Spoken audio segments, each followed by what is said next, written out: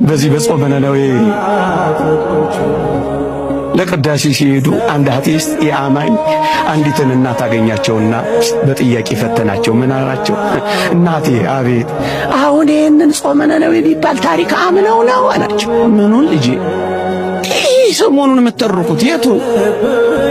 አሳ አንበሪው ዮናስን ዋጠው፣ ከዛስ አሳ አንበሪው ዮናስን ተፋው የሚለውን አምነው ነው አላቸው።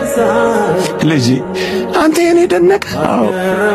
እኔ ግን ነገሩ ቢገላበጥም ተቃራኒ ቢሆንም አምላኬን አምነዋለሁ። እንዴት?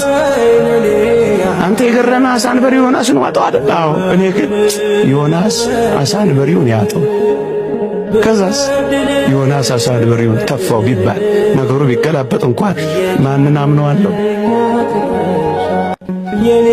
እንደዚህ እናምነዋለን። ቢገላበጥ እንኳን እናምነዋለን። ማመን ማለት እኮ እንደዚህ ነው ወገኖች። እግዚአብሔር በተቃራኒው ነገር ሕይወት እንደሚሰጥ አታምኑ? ማን አለ? እየሞተ ሕይወት የሰጠ ከአምላካችን በቀር ማን አለ? እየቆሰለ የፈወሰ ከአምላካችን በቀር ማን አለ? ጭቃ የቀባ ዓይን ያበራ ከአምላካችን በቀር ማን አለ?